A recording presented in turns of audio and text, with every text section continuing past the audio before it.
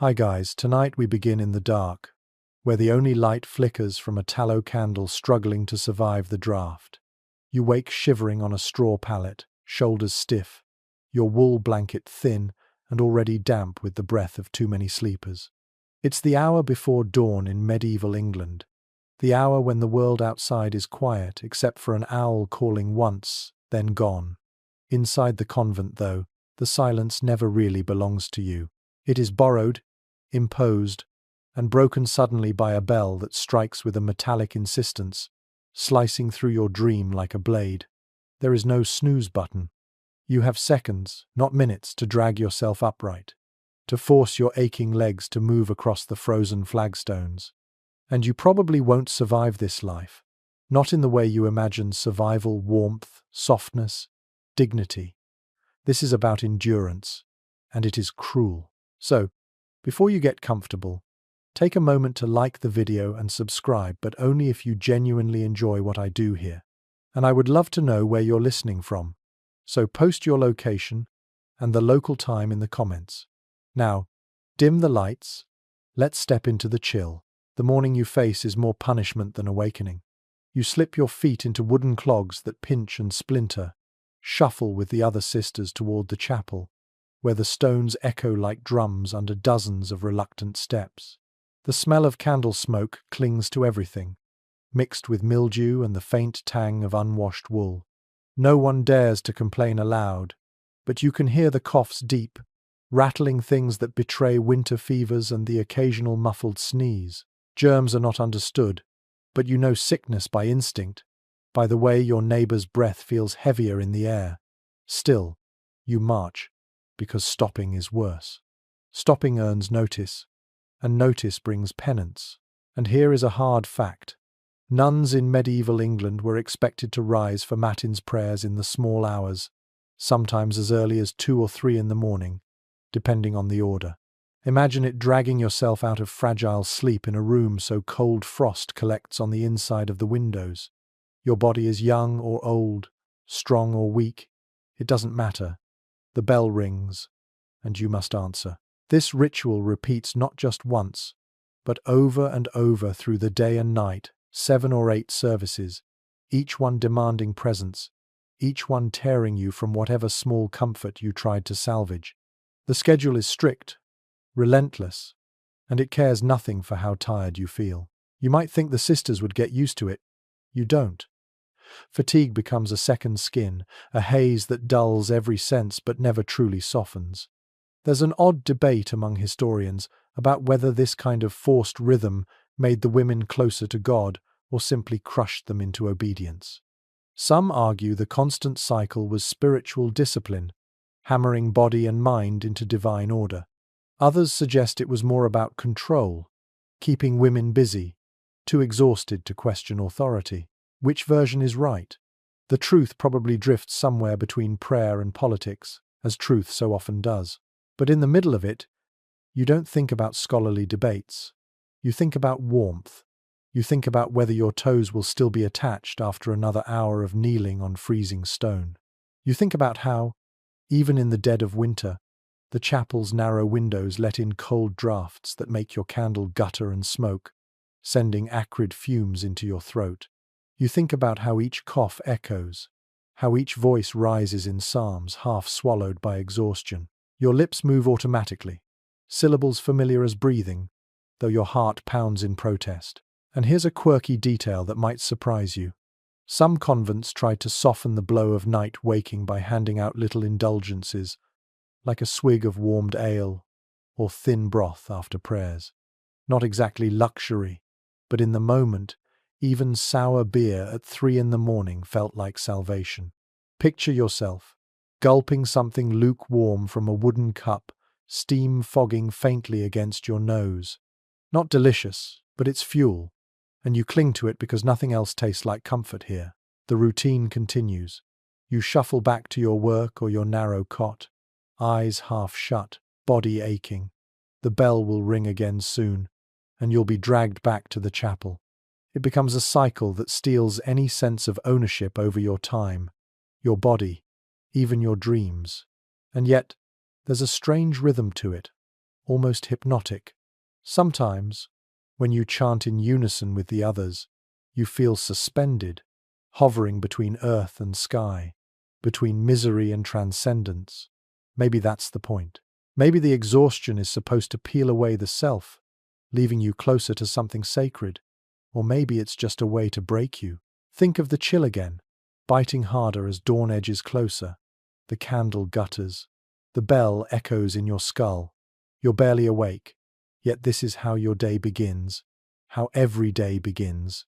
Cold, relentless, and without mercy. And as you trudge back through the dim cloisters, the stone walls pressing on every side, you wonder how many mornings like this until your body simply gives out. You stand in line, heart pounding, as the hall falls into a hush that feels thicker than stone. Today is the day you take vows, though take is the wrong word. You surrender them, as if someone else scoops your will out of your chest and locks it away. The abbess is watching, her eyes small but sharp, and every movement you make is recorded in her memory like ink on parchment. You're about to give away your freedom, your name, your future, all wrapped in a few spoken promises. It's both terrifying and absurd that so much can change in a handful of sentences. A mainstream fact: nuns in medieval England pronounced vows of poverty, chastity, and obedience, binding themselves for life to the convent. Unlike monks, who sometimes had paths back into the secular world, women had fewer loopholes. For most, this was permanent. Once you said the words, there was no easy turning back. Marriage was off the table, children impossible, property gone, and even your family ties reduced to faint echoes. You're cut away, like a branch lopped from a tree. The hall smells of incense, sweet at first, then cloying. It mixes with the nervous sweat of novices. You feel the fabric of your habit rough against your skin, every fiber whispering restraint. Your hair, soon to be shorn, is still hidden under a veil, but you can sense its weight, a last symbol of yourself about to vanish. When the priest speaks, his Latin rolls like waves, none of which you fully grasp, but you know enough to understand the gravity. You whisper responses, voice trembling, because heaven and earth are being summoned as witnesses. And here's a quirky tidbit: not every nun entered by choice. Some were placed here by families who couldn't afford dowries for marriage, or by parents who thought a cloistered daughter meant divine insurance. Imagine being 14, barely understanding what vows mean, already shoved into lifelong commitment because your father's purse was light. Some girls even protested, clawing and weeping, dragged to the altar by relatives who swore it was for her salvation. Your consent could be as thin as a sigh. The ritual is rigid, but there's still uncertainty.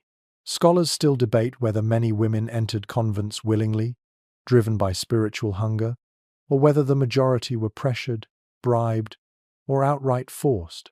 Letters from the era hint at both. Some women spoke with joy about finding peace inside convent walls, while others described it as a prison they were condemned to. Which truth do you believe? When you look at your own trembling hands, do you tell yourself this is choice, or simply inevitability? The abbess signals, and you kneel. Your knees press into cold stone, the weight of the moment pressing deeper. The crucifix looms above, Christ's figure carved in anguish, as if to remind you what pain awaits anyone who strays. You speak the vow of poverty, surrendering coins you never held. The vow of chastity, surrendering a body you never fully understood. The vow of obedience, surrendering thoughts you once claimed as your own. Each word is a lock clicking shut. A candle flickers near your face, its smoke curling like a serpent. You breathe it in, and for a dizzy instant, the world feels unreal. This is the moment you officially vanish into the convent. Your old name becomes faint. Sometimes new ones are given, holy names to remind you that you're reborn, but you feel less like a saint and more like a ghost. And yet, there is a strange calm. As terrifying as it is, part of you feels the weight lift. No more decisions, no more family quarrels, no more uncertain suitors. Your path is narrow now, etched in stone. But isn't narrowness also a kind of cage? You wonder, as the choir sings faintly in the background, if you will ever again walk freely through a meadow, or hear laughter unshackled by rules. When the ceremony ends, the sisters file past, some smiling with pity, others unreadable, all already bound by the same chains. The abbess places a hand briefly on your shoulder, heavy as iron, and whispers a blessing. Her voice is low, but her grip reminds you that from now on, your soul belongs to this place, and by extension to her. You rise, no longer a novice, but not exactly yourself either. The vows cling tighter than any garment, and they will follow you to your grave. Somewhere in the back of your mind, a voice whispers, "You gave up the world. But did you gain heaven, or only a colder prison?" The chapel is dim, but your eyes sting as though it were noon. The candles throw halos of smoke, thick and sweet, making your head feel light.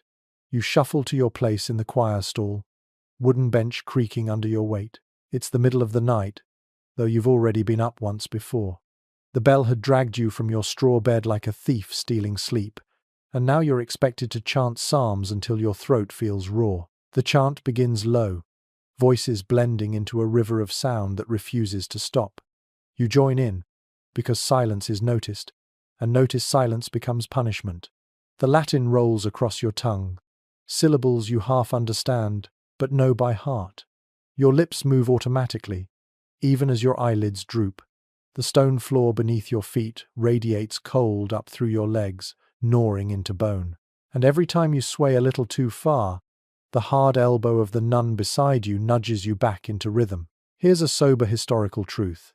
Medieval nuns were expected to attend matins in the dead of night, along with several other offices: lauds, prime, terce, sext, nun, vespers, compline. That meant your day was chopped into relentless slices, never enough rest between. Some scholars calculate that nuns spent 4 to 5 hours every single day in mandatory prayer, not counting private devotions. Imagine giving up half your waking life just to recite words while exhaustion hangs like chains around your neck. You hear a sister cough behind you, the sound rattling like dry parchment. She presses her sleeve to her lips, but the chapel echoes, and the noise spreads like ripples in a pond. You try not to think about illness, but you do anyway. Disease runs quick in crowded dormitories. The chant resumes, louder, as if drowning out human frailty. And here's a curious tidbit. To keep sisters awake during long services, some abbeys had wooden clappers like crude castanets that the abbess could snap suddenly. The sound cracked through the chapel like a whip, jolting dozing nuns upright.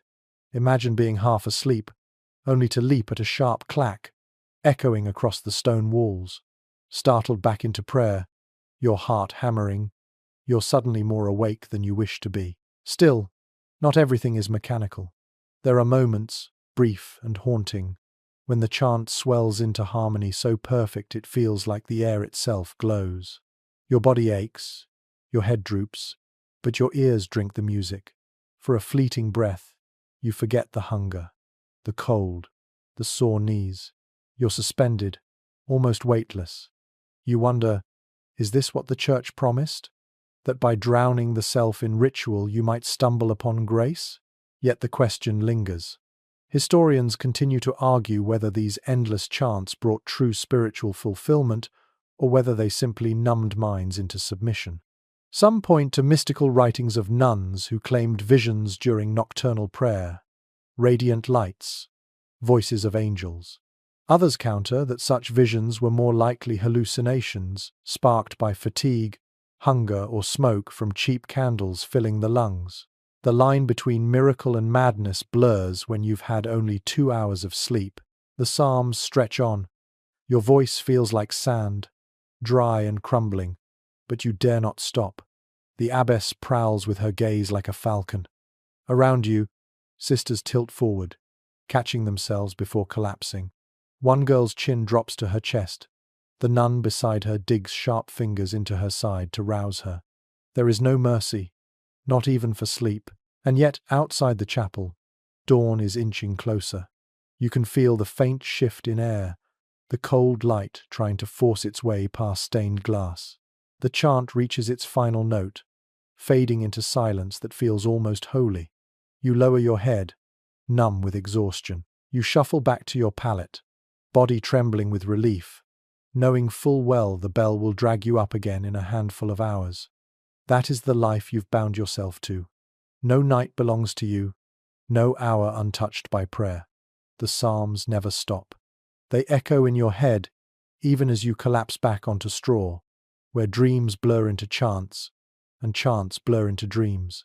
Your stomach growls before the sun is even high, a sharp, twisting ache that feels like a second set of ribs trying to escape. You shuffle into the refectory with the other sisters, the long wooden tables already set with bowls that look better suited for dogs than people.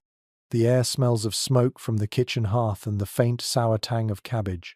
You lower your head, because meals begin not with food but with prayer, and prayer is always longer when your belly is empty. Here's the fact: no one can escape. Meals in a medieval convent were sparse and repetitive. Pottage, a thin stew of grains, and whatever vegetables were available was the standard. Bread was there, but often coarse, filled with bran or ground peas to stretch it. Meat? Forbidden on most days.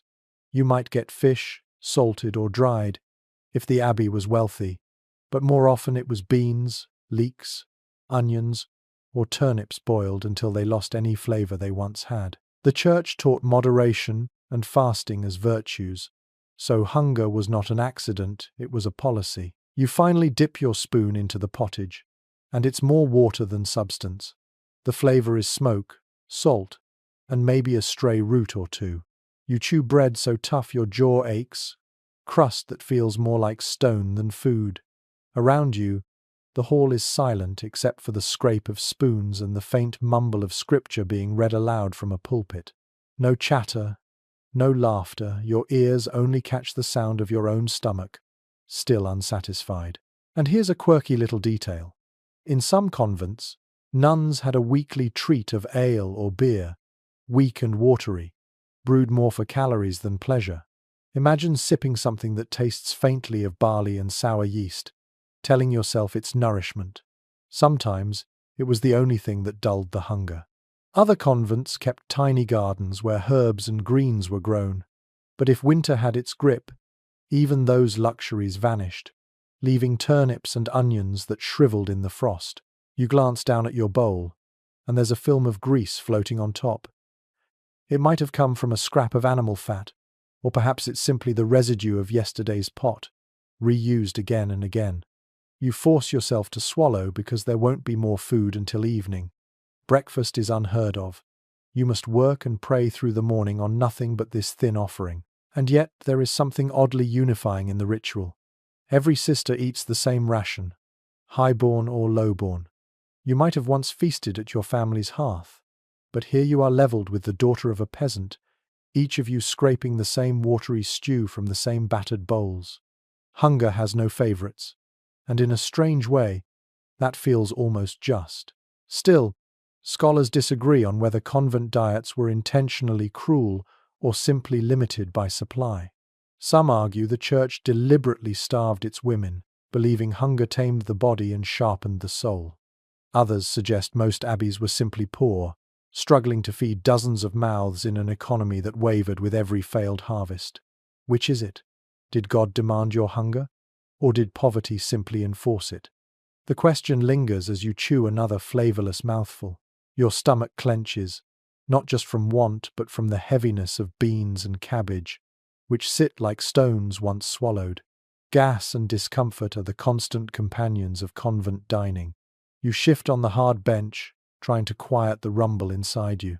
A sister across the table folds her hands as if in pious reflection, but you notice her eyes flick to the pot, hoping maybe there's one ladle more. There isn't. The meal ends, as it began with prayer. You push your bowl away, still unsatisfied, still aching, and rise in silence with the others. Your body is weak, your mind dizzy, and yet work waits. You'll sweep floors, till gardens or copy texts on the fuel of a handful of beans and a crust of bread.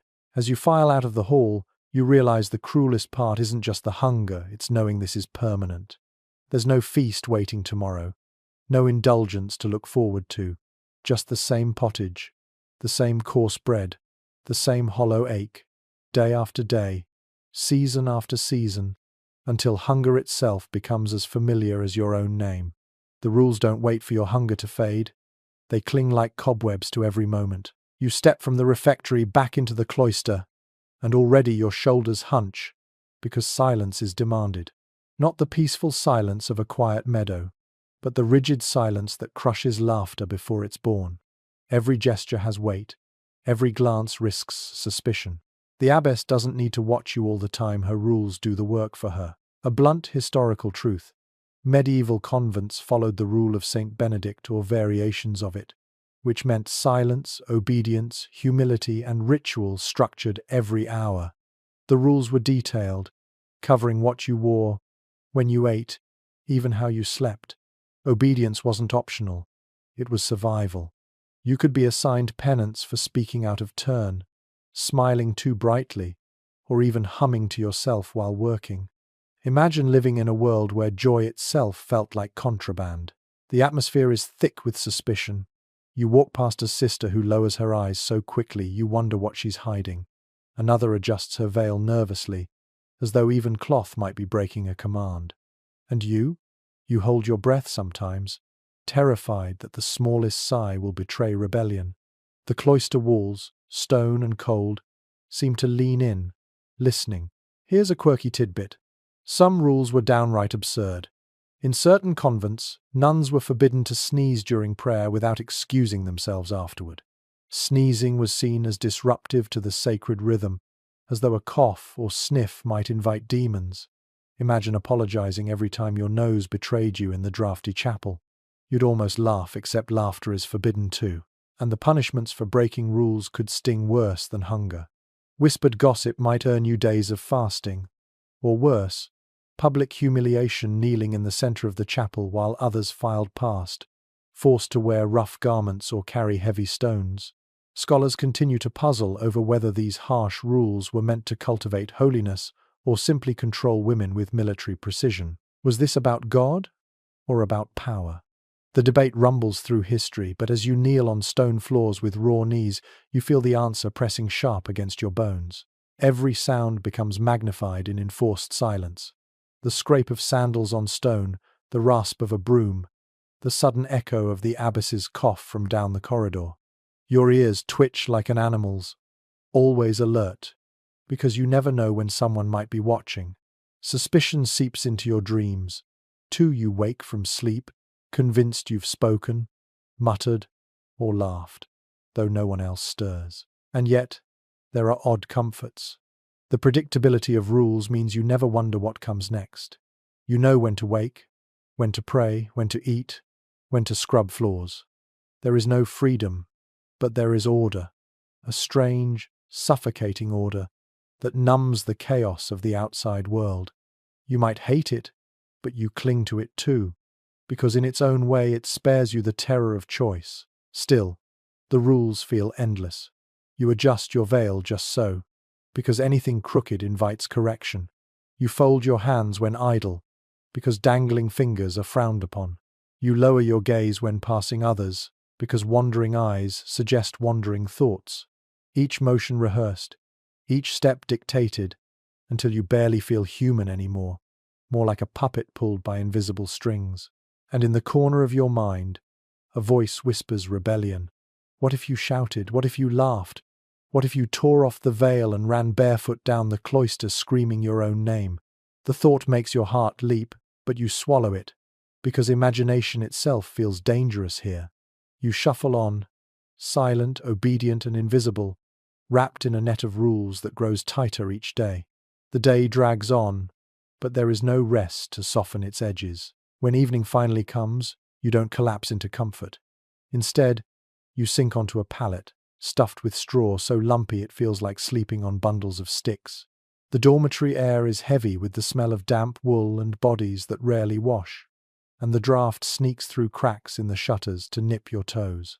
You curl into yourself, but the straw scratches your skin, pricking like nettles, and the blanket is too thin to keep out the chill. A plain fact: medieval nuns slept in shared dormitories, often dozens together, lined in rows on straw mattresses or even bare boards. Privacy didn't exist. Modesty meant sleeping in your habit, or at least a shift. But either way, it trapped sweat and grime against your skin. The rule insisted that even rest should be controlled, no one allowed to stretch lazily, no one permitted to sprawl like a cat. Sleep wasn't for pleasure, it was for recovery, nothing more. The night is far from quiet. Snores roll like thunder from one corner. Someone coughs until it rattles, and another tosses on her straw, sending the squeak of reeds through the darkness. Rats scuttle along the beams overhead, their claws scratching faintly, sometimes bold enough to dart across the floor where your shoes sit. You flinch at every tiny sound, but you know you'll get used to it. Everyone does. And here's the quirky tidbit. In some convents, a nun assigned as dormitory watcher stayed half awake through the night, making sure no one broke silence, no one slipped away, no one even shifted suspiciously in her sleep. Imagine knowing that even in your dreams, someone is listening. Turning in your straw, you feel her presence in the dark, a shadow with authority. If you think at least your body gets relief here, you're wrong. Sometimes, sisters who were caught nodding off during prayers earlier were punished by being denied their blanket for the night, forced to shiver as penance. Others might be made to lie flat on the cold stone instead of straw, reminded that even sleep was not a guaranteed mercy. Historians still dispute whether these punishments were frequent or exaggerated in later accounts. But the record of penances, fasting, flogging, freezing, suggests that the body was always the target of correction. You close your eyes, trying to slip into the fog of sleep, but the straw shifts and a sharp stalk jabs your spine. You adjust, only to have another poke at your ribs. You sigh, but it catches in your throat, because even sighs can be noticed. Your mind won't quiet, circling back to the bell that will drag you up again in just a few hours.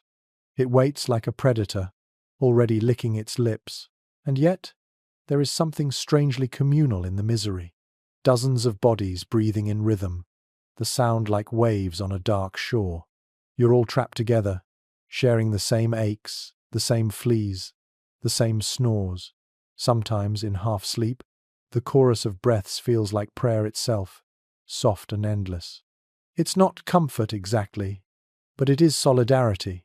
Still, as your muscles twitch with fatigue, you wonder what it might be like to sleep on feathers, to stretch on linen sheets, to wake when your body chose instead of when a bell commanded.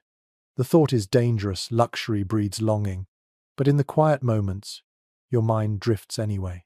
You imagine warmth, softness, and dreams uninterrupted by rules. Then the straw scratches your cheek again, reminding you where you are. This is your bed, hard, thin, unyielding, and it will be your bed every night until your body is too old to rise again. Comfort is not for you. Sleep is another test, another tool, another reminder that in this life, even rest is a kind of penance. The sound of shears snaps through the air, sharp and final. You kneel on the wooden stool, shoulders stiff, and feel the first tug at your scalp as strands of hair slide free. They fall in uneven clumps, scattering across the floor like dead leaves in autumn. Each snip is both a sting and a sentence. You are no longer yourself, no longer the girl who once plaited her hair in ribbons or felt a breeze lift it across her cheek. You are being stripped, piece by piece, until only the cloister remains. A stark historical fact. Upon taking vows, nuns were often required to cut their hair short, or even shave it close to the scalp, as a symbol of renouncing vanity and worldly ties. In medieval England, hair was not just decoration. It carried cultural weight, seen as a mark of femininity, beauty, and identity. To lose it was to lose the outward sign of womanhood itself. It told the world, you belong to God now, not to yourself.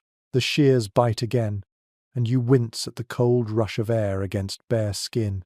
Sisters watch in silence, some with eyes downcast, others with faint smirks, as though remembering their own humiliation.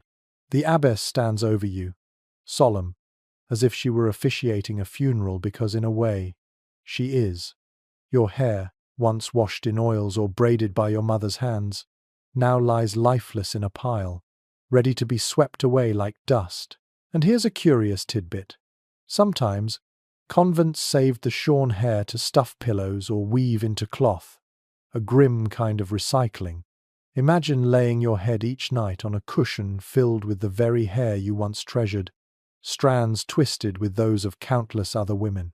A ghostly reminder pressing against your cheek that you were never meant to take it back. The sting isn't just physical. Without hair, your reflection changes. Your face looks starker, harsher, stripped of softness. You catch sight of yourself in a polished bronze dish, and for a moment you don't recognize the hollow-eyed figure staring back. It's unnerving, like meeting a stranger who stole your body. Historians argue about whether women felt relief in this, stripping freedom from vanity or grief at losing a part of their identity. Letters from the period hint at both, but the silence in most records suggests one truth. Their feelings didn't matter enough to record. Your scalp tingles, raw and itchy under the veil you now must wear constantly. In summer, the cloth sticks to sweat, itchy and suffocating.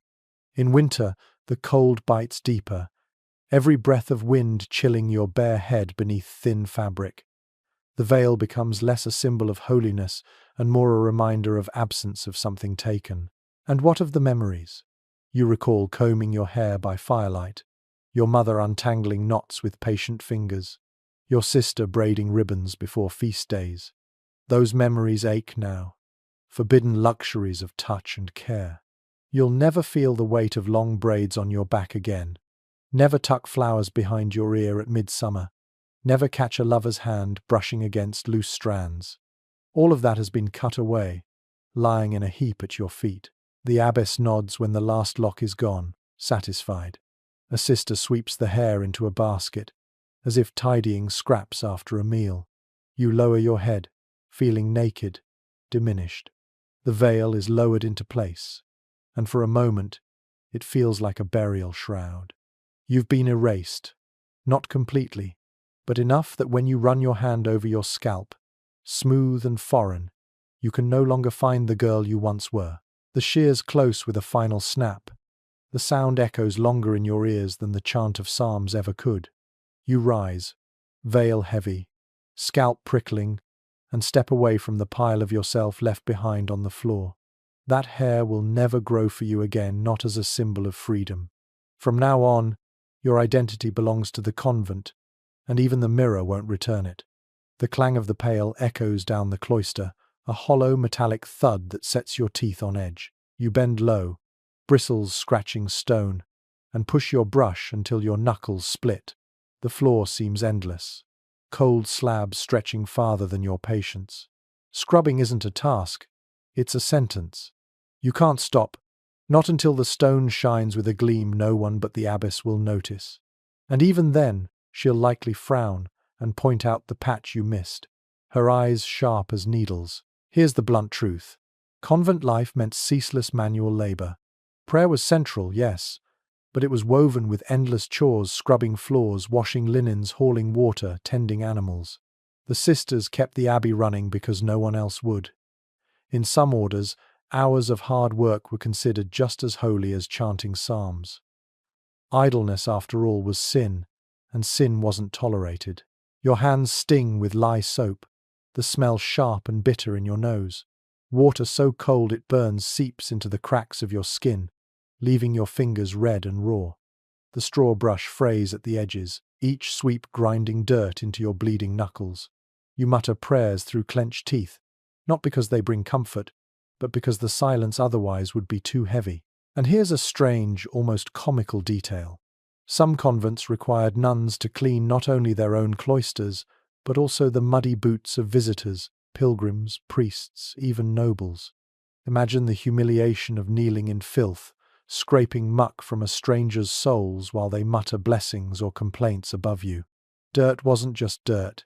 It was another reminder of where you stood in the order of things. Historians wrestle with the meaning of this relentless labor. Was it penance, designed to grind away pride, to humble the body into obedience? Or was it simply practical, because the abbey couldn't afford servants? The line blurs, as it always does in cloistered life. You know only this. Your back aches, your knees are swollen, and every stroke of the brush feels less like devotion and more like slow erosion of the self. You glance around, and the others are bent the same way. Rows of veiled figures hunched over stone, scrubbing until they might as well be part of the floor. No one speaks, but the rhythm of labor is its own chant. Scrape, splash, sweep, scrape, splash, sweep, over and over until the muscles in your arms tremble. You could almost laugh at the futility. No matter how hard you scrub, mud will return with the next step, dust will drift in with the next gust. The floor will never stay clean, and still, you are told to polish it as though polishing your soul. Sometimes, though, there are small rebellions. A sister might leave a corner untouched, dark with soot, hidden behind a pillar. Another might pause to dip her brush slower, savoring the moment her muscles rest. These are dangerous indulgences, but necessary ones. Without them, the work might hollow you out completely. The abbess's footsteps echo suddenly, sharp and measured. You stiffen, shoulders tightening as though preparing for a blow. Her eyes sweep the floor, the walls, the sisters, searching for weakness. You scrub harder, faster, until your hands blur and your breath catches. Only when she passes, robes whispering against the stone, do you dare ease your pace. But your knuckles are already bleeding, tiny rivulets staining the water in the pail. The scent of iron rises faintly, mingling with soap. You flex your fingers, but the pain reminds you that flesh is soft, stone is not, and obedience is harder than both. You press on, because that's what's demanded. And as the hours drag, you begin to wonder if the stone gleams from your labor or from the sheen of countless sisters' blood ground into it over the years. The night presses close again, and with it comes the whisper of things unseen. You move through the cloister with your candle, flame bending in the draught, and every shadow feels alive. The church tells you the devil never sleeps, that he prowls with cunning, waiting for the moment your will falters. Tonight, you believe it. The air is too heavy, the silence too sharp, the darkness too thick. A plain historical fact. Medieval nuns were taught to fear demonic influence constantly. Manuals of confession listed sins so precise, it seemed the devil lived in every breath. Gluttony, in an extra mouthful of bread. Pride in a lingering glance at the mirror. Lust in the simple warmth of another's hand. Women were seen as especially vulnerable to temptation, weak in flesh and mind, easy prey for spirits. Priests warned that Satan prowled the cloisters more hungrily than taverns. Your heart quickens at every sound.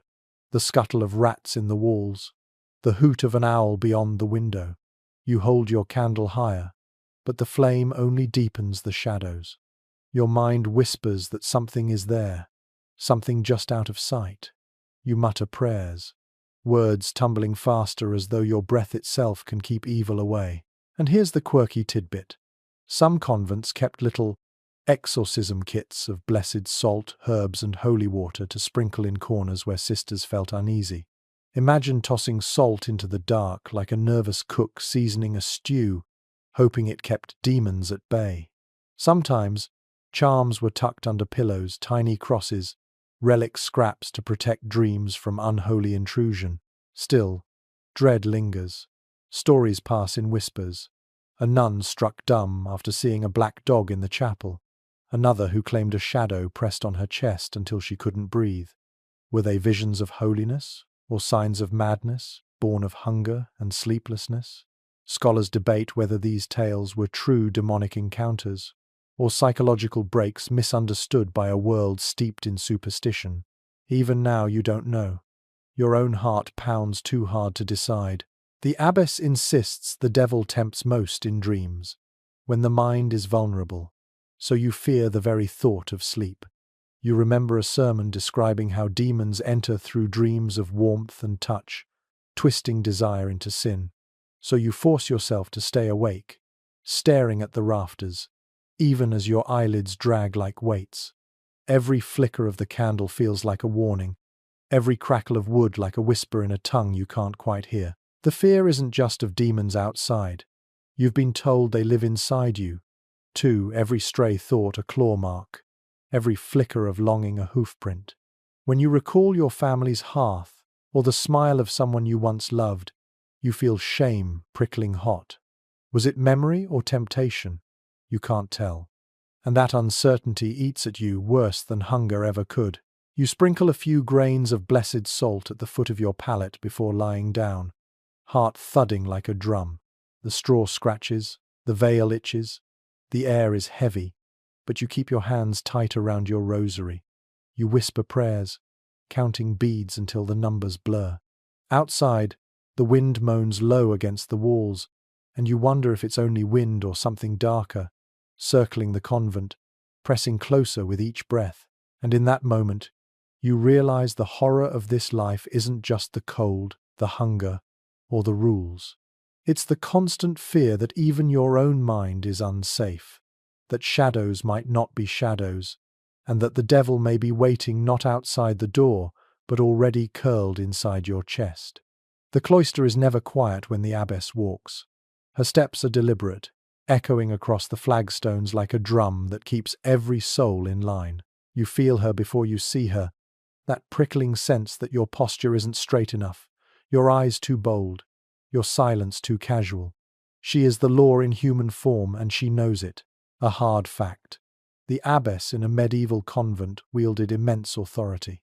She wasn't just a spiritual mother, she managed property, supervised labor, enforced discipline, and answered only to bishops or sometimes the Pope himself. Within the walls, her word was absolute. Obedience wasn't optional, it was survival. Records show abbesses who commanded large estates, collected rents, and even clashed with kings. For the sisters under her, though, that power felt far less grand and far more suffocating.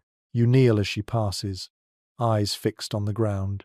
Her robes whisper like knives, and her scent incense, old parchment, and something faintly metallic fills the air.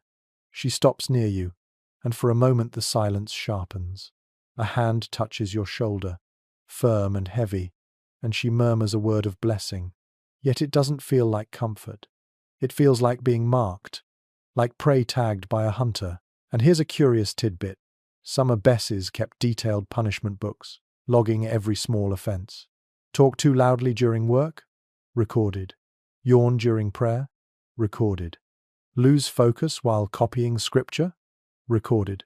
These little notes determine penances, later fasts, vigils, humiliations. Imagine your life reduced to inked lists of failings, stored in a ledger thicker than the Bible itself. Historians debate whether abbesses leaned more toward nurturing or tyranny. Some argue the position offered rare female authority in a male-dominated world, and many abbesses used it to protect their communities fiercely. Others point to chronicles describing harsh discipline, public scoldings, even physical punishments. The truth likely shifts with each abbess's personality, some mothers, some wardens, some both. Still, when you live under her gaze, it hardly matters which history she belongs to. What matters is the way her voice slices through silence, calling out a sister's name, assigning extra penance with calm precision. The poor girl bows her head, trembling, and accepts it without protest, because refusal isn't an option. You watch, heart pounding, and wonder if she ever doubts herself. Does she lie awake hearing the cries of the punished? Or does she sleep soundly, convinced it's God's will? You'll never know. To ask would be rebellion, and rebellion would mean ruin. At meals, she sits elevated, able to see every bite you take, every glance you risk. In prayer, she paces, a hawk among pigeons, making sure no eyelids droop. In work, she appears suddenly, silent as a cat, catching mistakes you thought hidden. She is everywhere, and her presence presses on you heavier than the stone walls. You recall once, during your novitiate, dropping a loaf of bread by accident. The abbess's eyes snap to you instantly, her voice calm but cutting. Waste is sin. You were made to eat the dirt-flecked crust while the others watched, heat of shame burning your face. That memory never leaves. It hovers whenever her footsteps approach, a ghost of humiliation ready to strike again. The abbess is more than a leader, she is a reminder that your life is no longer your own. Each choice, each thought, each mistake belongs to her scrutiny. You walk carefully, speak cautiously, even breathe quietly, because she might be listening. And though she claims to serve God, to you she feels more like his shadow, looming always, watching always, commanding always. The air reeks of herbs and smoke, heavy as a shroud. You sit on the edge of your straw pallet, while a sister grinds something foul-smelling in a mortar, insisting it will cure the fever creeping up your spine. You're not convinced. The mixture looks like mud, and the scent makes your stomach turn. But in the convent, there are no physicians trained in universities, just sisters who learned remedies through trial, error, and a handful of ancient texts copied badly over centuries. A clear fact: medical care in medieval convents was rudimentary at best. Nuns relied on herb gardens, prayers, and treatments passed down from older sisters. Sometimes these remedies helped. Herbs like sage, mint, and fennel could ease digestion or soothe wounds. But when the plague or sweating sickness struck, prayers were usually the only prescription. Convents often served as infirmaries, so nuns not only treated each other, but also the sick poor who came begging at their gates, which meant disease spread quickly within their own walls. You swallow the bitter draught, grimacing as it coats your tongue like wet ashes. The sister pats your hand, assuring you that if it doesn't cure the fever, it will at least purge the devil's influence. That's another layer to the medicine here. Sickness is rarely just physical. It's moral, spiritual, punishment for sin, a crack through which demons slither. Healing, then, isn't just about herbs, but about confession, fasting, and penance. And here's the quirky tidbit. Leeches were sometimes applied even in convent infirmaries, squirming little creatures meant to suck out bad blood. Imagine lying there, weak from fever, as a jar is tipped and cold. Wet bodies attach themselves to your skin. You're told it's for your health, but all you feel is the slow creep of slime and the sting of tiny mouths. Historians still argue about how effective these remedies truly were. Some claim convents preserved valuable medical knowledge, keeping herbal traditions alive that otherwise would have been lost.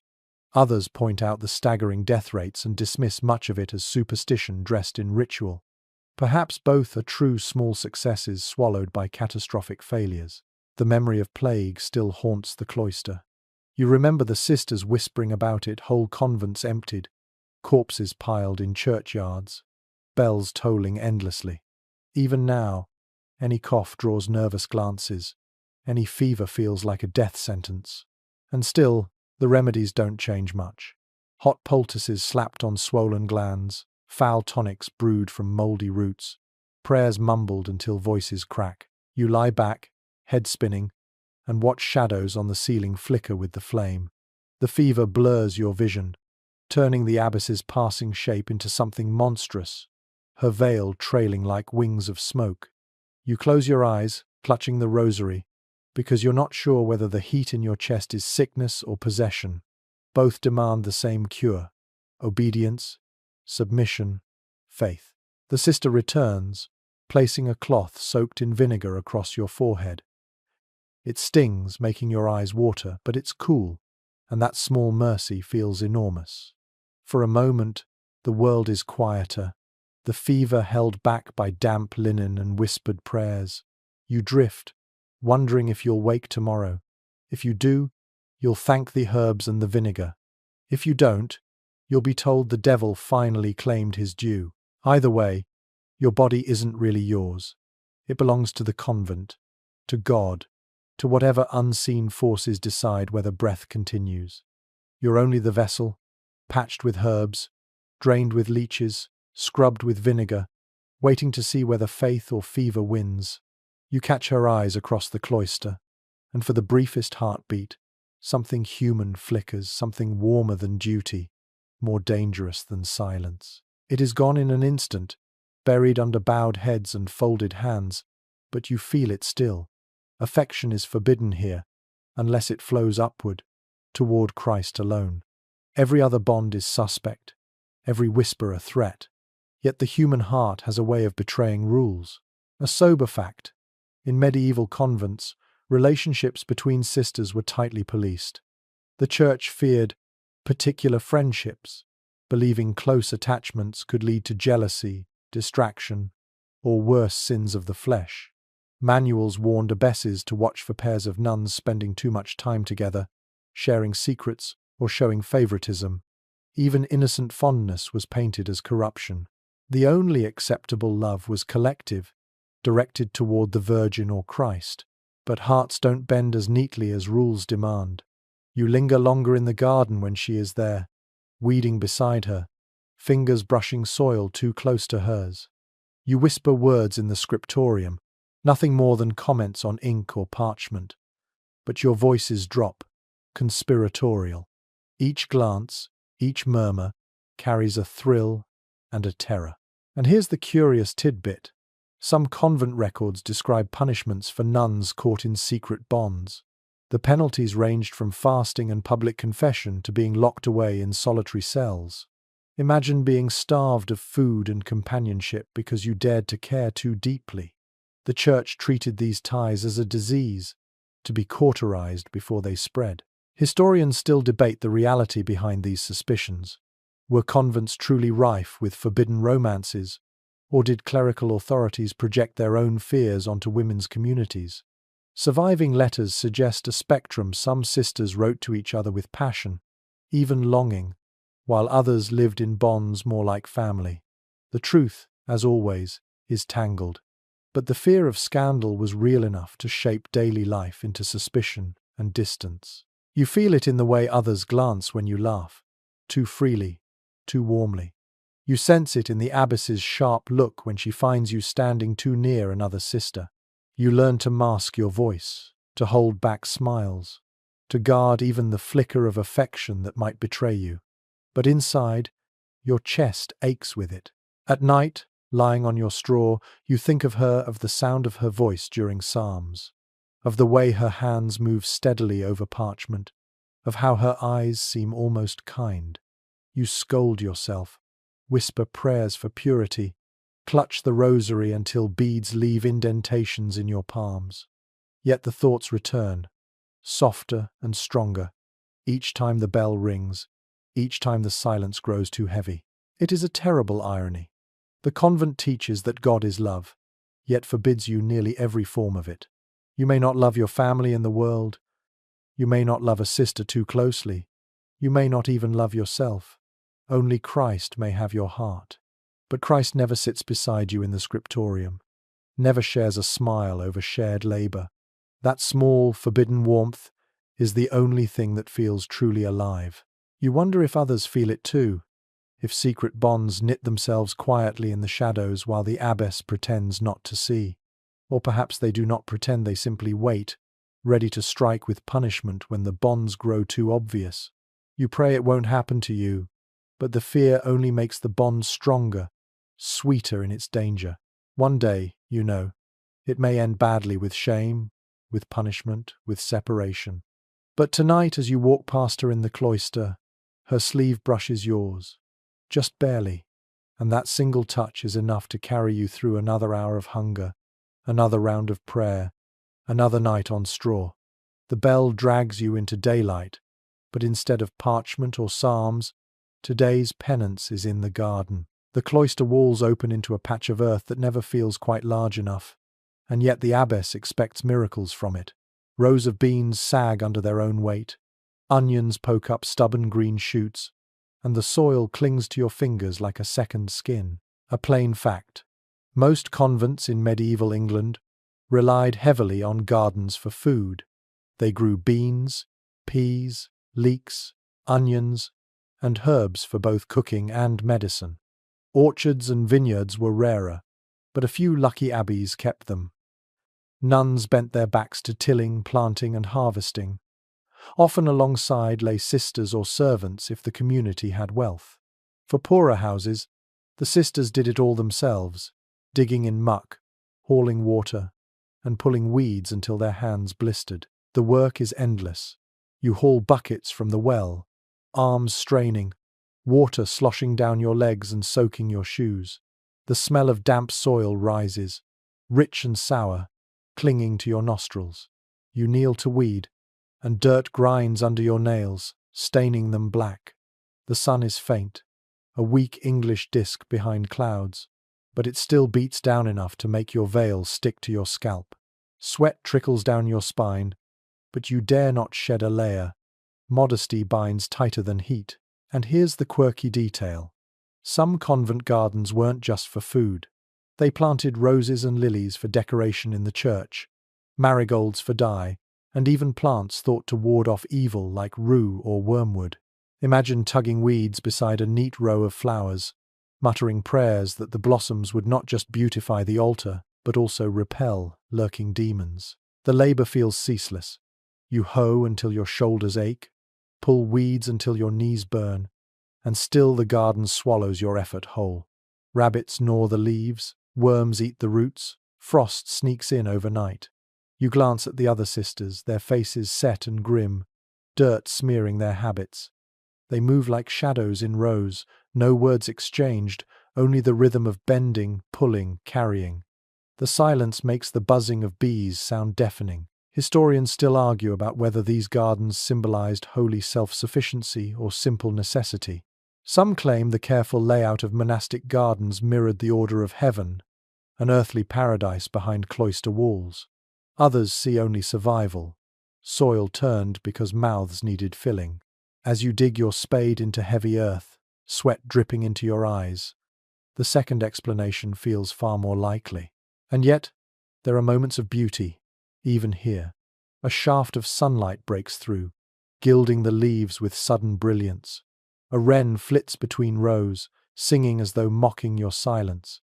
You pause to rub a sprig of mint between your fingers, inhaling sharp freshness that cuts through the sweat and soil. Small mercies, fleeting but real. Then the abbess's voice cuts across the garden, sharp as any blade. She points to weeds left in a corner, and your stomach twists. You hurry to the spot, falling to your knees, fingers clawing the stubborn roots until your nails split. Pain throbs, but you keep working. There is no rest until she is satisfied. And even then, satisfaction is rare. When evening comes, you stumble back through the cloister, smelling of earth, sweat, and green things crushed underfoot. Your body is weary, your stomach still hollow, but your mind holds onto the scent of mint, the glint of sunlight, the wren's song. Tiny fragments of life, smuggled past the rules, reminding you that even in labor meant to punish, the earth sometimes whispers beauty. The scriptorium smells of ink and candle wax, a heady mix that clings to your throat. You sit hunched at a narrow desk, quill in hand, the feather trembling each time your wrist aches from hours of work. The page before you is a sea of Latin, lines already neat but demanding more perfection. A blot would mean punishment. A crooked letter would mean shame. You press the quill carefully, watching the ink flow, black as midnight. A plain historical fact. Many convents in medieval England devoted time to copying and illuminating manuscripts. Some of these were service books used within the convent itself, psalters, breviaries, missals. Others were rented or sold, making scriptorium work a source of income. Though monks were more famously tied to this task, nuns also preserved knowledge, sometimes creating manuscripts so beautiful they still stun scholars today. But beauty had a cost. Long hours, cramped fingers, and eyes strained by candlelight. Your hand cramps around the quill until your knuckles whiten. Ink stains creep up your sleeve where you've brushed carelessly. Your back screams from leaning over the desk, yet the work doesn't pause. The abbess expects pages filled, margins illuminated, letters traced with precision. Your eyes blur, lines swimming like waves. You blink, forcing yourself to keep focus, terrified of spilling a single drop of ink. And here's a quirky tidbit. Some nuns doodled in the margins, tiny sketches of animals or grotesque faces peeking out between holy text. Imagine risking punishment just to draw a rabbit or a smirking devil in the corner, a little rebellion hidden in plain sight. Centuries later, scholars still stumble upon these drawings, unsure if they were accidents, jokes, or desperate cries for individuality. The scriptorium is hushed except for the scratching of quills and the occasional cough. Candles gutter, dripping wax down holders that have seen decades of hands before yours. The air is thick, warm from flames, yet smoky enough to sting your eyes. You dip your quill again, the tip sharp, the ink sticky. You whisper the words as you copy them, half prayer, half memory, letting the rhythm lull you into mechanical motion. But sometimes, exhaustion blurs the lines. You miswrite a word, your quill slips, and panic seizes your chest. There are rules for mistakes. Scrape gently with a knife, re-ink, and pray no one notices the rough scar on the parchment. Too many errors, and you'll answer to the abbess. One wrong blot, and your hours of labor might be declared wasted, your effort nothing but shame. Historians still argue about whether the scriptorium was a place of empowerment for nuns or a cage of drudgery. Some see it as proof of intellectual life within cloisters, women preserving and even shaping knowledge. Others point out that most of the copying was mechanical, repetitive, draining, with little room for original thought. As your hand cramps and your eyes ache, it feels less like scholarship and more like chains made of ink. The bell eventually rings, calling you away, but the words linger. Even when you close your eyes, you see them imprinted on the dark Latin syllables swimming, black strokes etched into your vision. You rub your temples, but the letters don't fade. They follow you to prayers, to meals, even to restless sleep. Ink has seeped not just into parchment, but into your very dreams. And yet tomorrow, you'll sit again, quill poised, hand trembling, eyes straining. Because in this cloister, even words are labor, and beauty is another form of punishment. The chapel smells of smoke and sweat, though no fire burns. You kneel among the sisters as a girl at the far end collapses suddenly, her body folding like cloth. A gasp ripples through the choir stalls, but the abbess raises a hand for silence. The girl twitches, eyes rolling back, mouth moving in strange half-words. Is this holiness or madness? No one dares to decide aloud. A plain fact. Medieval chronicles are filled with reports of nuns experiencing visions, trances, or ecstatic fits. Some were revered as proof of divine favor, others dismissed as illness or hysteria.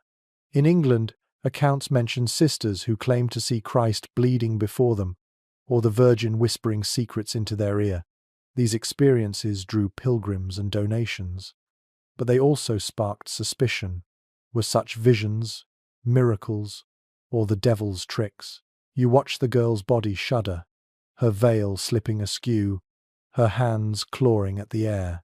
Her voice rises in broken syllables, some Latin, some nonsense, the sound eerie in the stone chamber.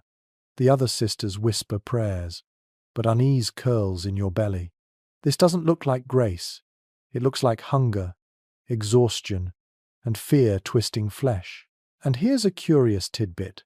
Fasting was so strict in some convents that hallucinations weren't uncommon. A sister starved of sleep and food might easily believe her trembling body was touched by God. Some even pricked themselves with thorns to share Christ's wounds, their blood taken as a sign of sanctity. Imagine the abbess beaming at the sight of bloodied palms, convinced suffering itself was a holy badge. The debate continues even now. Some scholars argue these trances were genuine mystical experiences, evidence of women carving spiritual authority in a world that silenced them. Others insist they were symptoms of malnutrition, epilepsy, or psychological collapse. When you see the girl carried away, limp as a doll, you wonder which version is truer. Does it matter when the suffering is the same? Later, whispers spread through the cloister. Some say the girl saw angels circling the rafters, their wings gleaming with fire. Others claim she raved of demons clawing her soul. The abbess records it solemnly, unsure yet whether to celebrate or punish.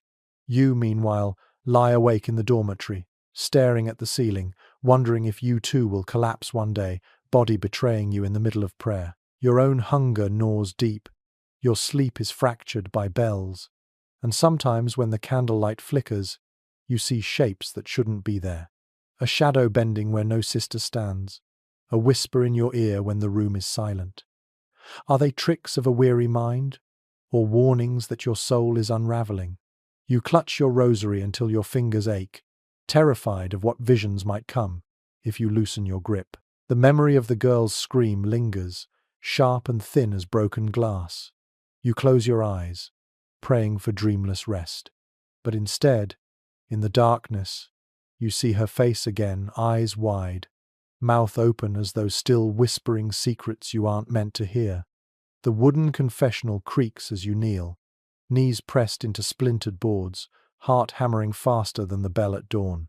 The priest sits hidden behind the lattice, but you can feel him there, breathing faintly, shifting his robes. You are expected to bare your soul to this shadowed figure, to list every flicker of thought, every slip of silence, every stray longing that might have crawled through your mind in the week. And the terror is not in confessing too little, but in confessing too much. A plain fact: confession was a cornerstone of medieval religious life. Nuns were required to confess regularly to priests' men, often sent by the bishop, not chosen by the community. These priests held enormous power, able to assign penances that stripped away food, sleep, or dignity. To be denied absolution was to risk eternal damnation. Imagine depending on the mercy of someone who didn't live behind your cloister walls, but still ruled over your soul. Your mouth feels dry as you begin, whispering sins that feel absurd in their smallness, speaking too loud, feeling pride in clean handwriting, imagining warmth where none was given. But then comes the harder part: the thoughts, the forbidden memories of laughter at home, of faces you once loved, of a sister's touch that lingered longer than it should. Each word catches like a bone in your throat, but you force it out, because to hide is to risk being damned as deceitful. And here's a quirky, unsettling tidbit. Some priests were known to probe further, asking leading questions about impurity or temptation, questions that seemed to delight more in detail than in healing. A nun could find herself cornered, forced to describe desires she never intended to speak aloud, her shame feeding another's curiosity. Imagine how powerless you'd feel, trapped behind a lattice that doesn't protect but exposes. Historians still debate the true impact of these confessions. Some argue they provided spiritual relief, a cleansing of the soul. Others suggest they deepened control, reinforcing guilt for even the most human thoughts. The evidence lies tangled in confessional manuals and scattered testimonies, leaving modern readers to wonder, was this truly healing, or manipulation cloaked in ritual? Your penance is assigned: quickly fast for a day, recite psalms until your lips ache, kneel longer at prayer. You bow your head, whisper gratitude, though your stomach clenches at the thought of more hunger. You rise from the confessional, knees stiff, heart heavier than before. Was that salvation or simply humiliation? As you shuffle back into the cloister, you feel hollowed out. The stone corridors echo with every step, as though mocking your whispered sins. You try to believe that confession brings you closer to God, that the shame washing through you is purification. But another thought lingers: what if all you've done is give away the last pieces of yourself to a man who will never truly understand your life? That night, you lie awake, turning the words over and over in your head, each confession replaying like a chant. You wonder if you spoke too much or not enough, if you exaggerated or hid. Doubt coils tighter, whispering that maybe you damned yourself by speaking at all. The rosary slips through your fingers, and you press your lips to it, desperate for silence, not of the cloister, but of your own accusing thoughts. The gatehouse creaks open, and suddenly the cloister no longer feels sealed. Strangers enter: pilgrims in ragged cloaks, nobles with glittering rings, beggars with hollow eyes. You stand in the hall to receive them, uncertain whether to bow, to smile, or to hold your breath. Hospitality is demanded by the rule, yet every guest feels like a crack in the wall that's supposed to protect you. A plain fact: medieval convents were required to offer hospitality. Travelers, the poor, even local gentry might arrive seeking food, shelter, or blessings. Some abbeys maintained guest houses, others gave out bread or alms at the gate. It was considered a holy duty, an imitation of Christ's welcome.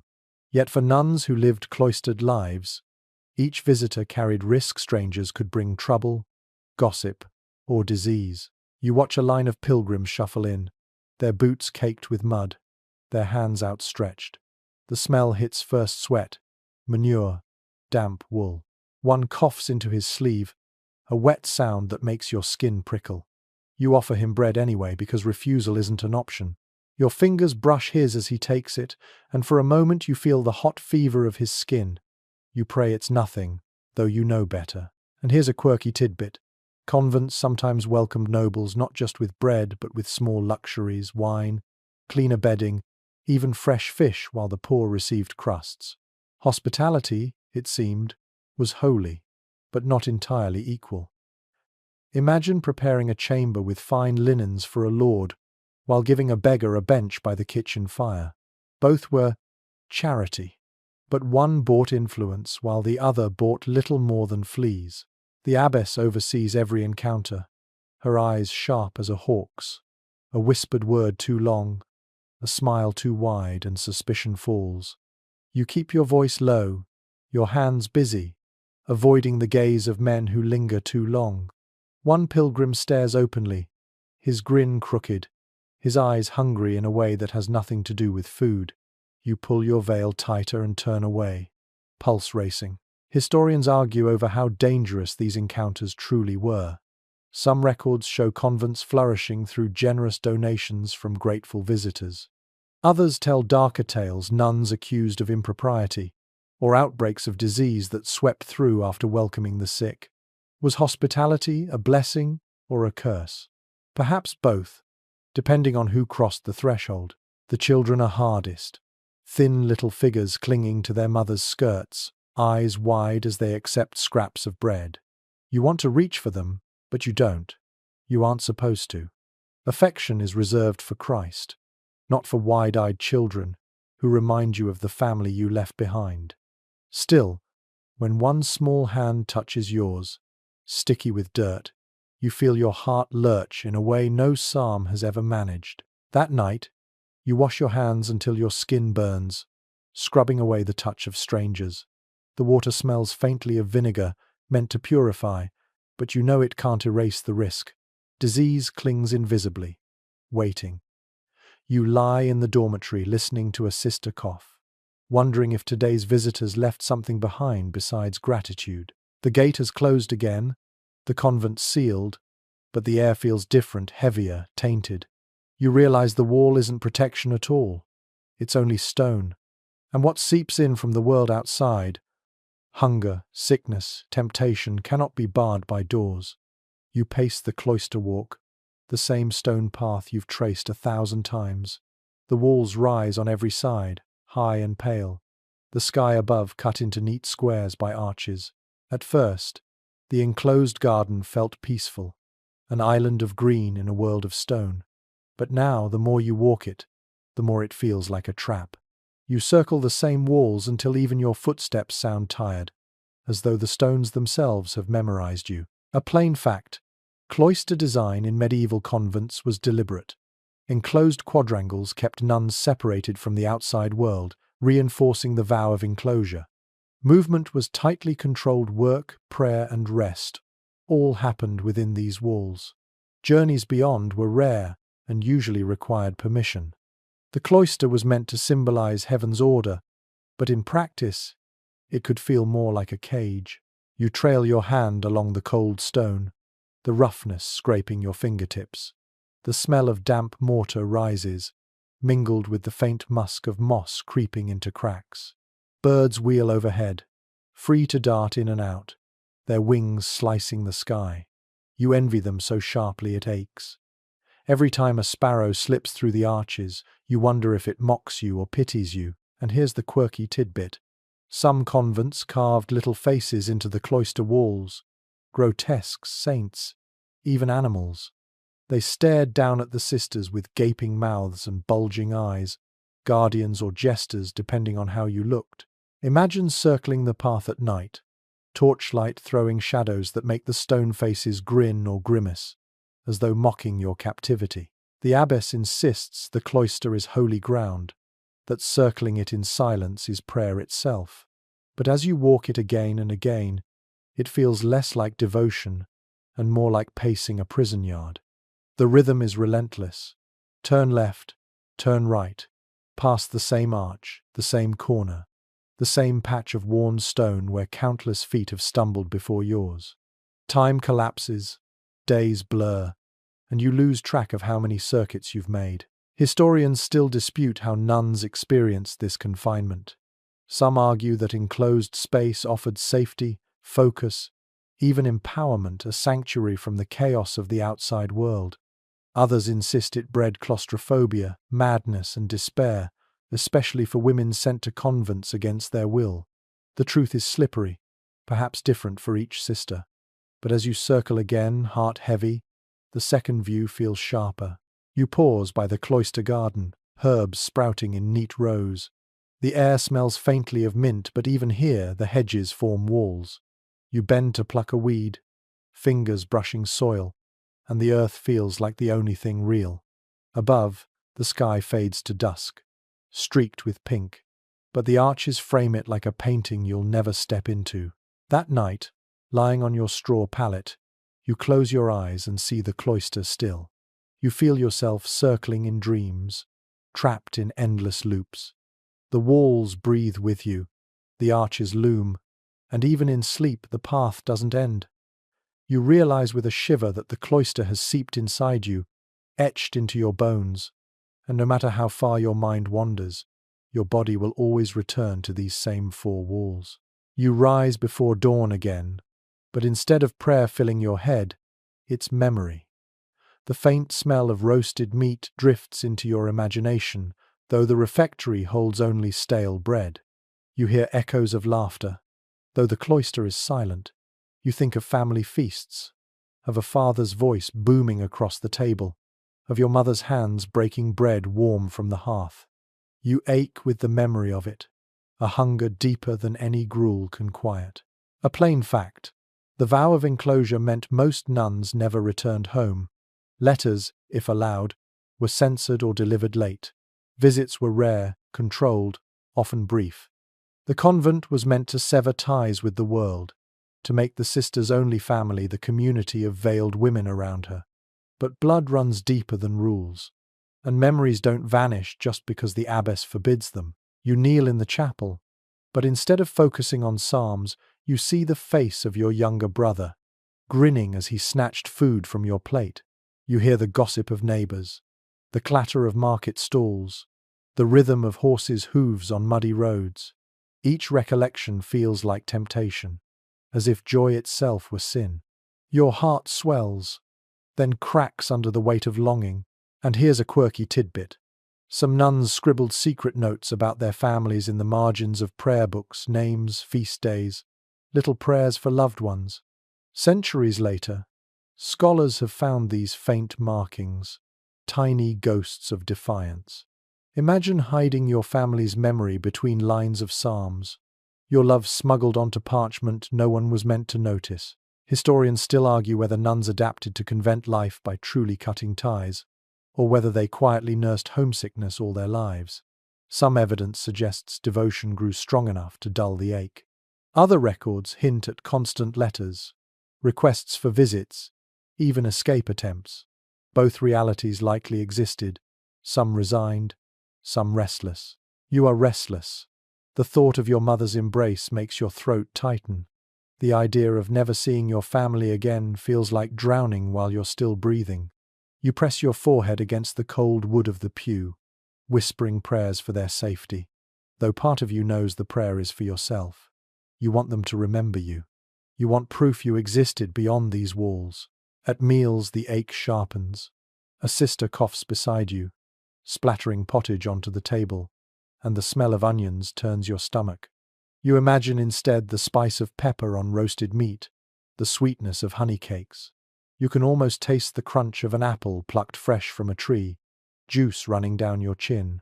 You swallow the watery stew before you, but it fills nothing. The worst moments come at night, when memories slip unbidden into dreams.